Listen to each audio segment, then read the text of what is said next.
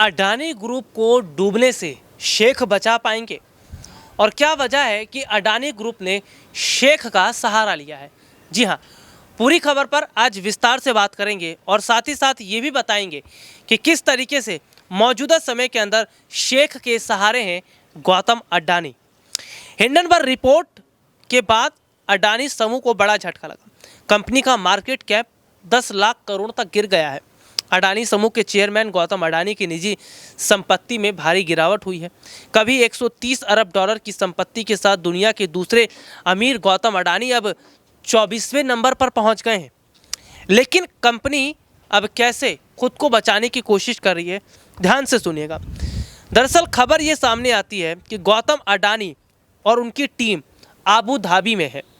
निवेश हासिल करने के लिए वो कंपनियों से संपर्क कर रही है। फंड जुटाने के लिए अडानी की टीम आबू धाबी में कंपनियों से बात कर रही है। अडानी फंड जुटाने में जुटे तो हैं। निवेशक कंपनियां अडानी के पोर्ट और अडानी के सीमेंट कारोबार पर नज़र बनाए हुए हैं। तो क्या जो शेख हैं वो गौतम अडानी की मुश्किलों को कम कर पाएंगे? हालांकि अपने दर्शकों को ये बता दें कि फिलहाल जो मौजूदा समय की तस्वीर है वो ये जाहिर तौर पर बता रही है कि अडानी ग्रुप पर जो रिसर्च हुई हिंडनबर्ग की, उस रिसर्च के बाद जो बड़ा झटका गौतम अडानी को लगा, उसके बाद से अडानी साम्राज्य की हालत ख़राब हुई पड़ी है। कैसे भी करके गौतम अडानी को अपना अडानी ग्रुप बचाना है। कई प्रोजेक्ट रद्द कर दिए गए, कई काम उनके रद्द हो गए हैं और सीधे तौर पर देखा जा रहा है कि आबू धाबी में उनकी टीम का पहुंचना एक बहुत बड़ा संकेत है। हालांकि मोदी सरकार अडानी ग्रुप को लगातार बचाने की कोशिश कर रही है। निवेशकों में दोबारा भरोसा जो जताने की अगर मैं बात करूं तो दोबारा भरोसा जताया जा रहा है। तो ये सीधे सीधे तौर पर बताता है कि क्या निवेशकों में वो जो जगह है वो बना पाएंगे गौतम अडानी।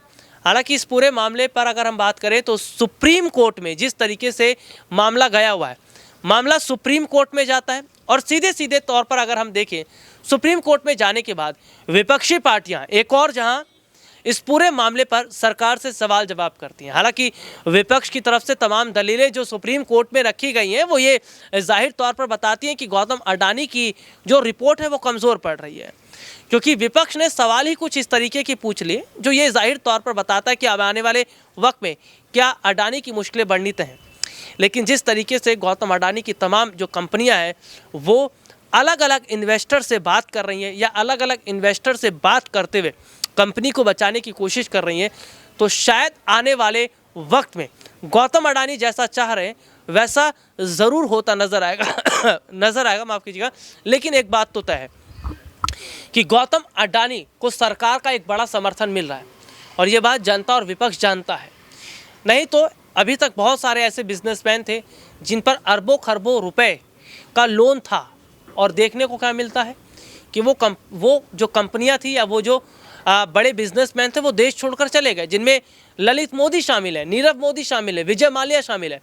लेकिन अभी तक गौतम अडानी का बड़ा बने रहना ये जाहिर तौर पर बताता है कि शायद सरकार अडानी को बचाने की कोशिश तो कर रही है, लेकिन क्या बचा पाएगी और क्या इस पूरे मुद्दे का जो असर है वो चुनावों पर पड़ता नजर आएगा, क्योंकि विपक्ष इस पूरे मुद्दे को भुनाने की कोशिश कर रही है।